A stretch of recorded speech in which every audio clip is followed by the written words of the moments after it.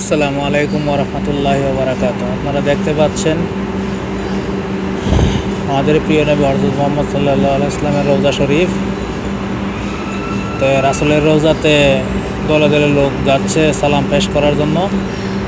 আসসালাতু আসসালামু আলাইকুম ইয়া রাসূলুল্লাহ, আসসালাতু আসসালামু আলাইকুম ইয়া হাবিবাল্লাহ, আসসালাতু আসসালামু আলাইকা ইয়া আইয়ুহান নাবিয়্যুকা।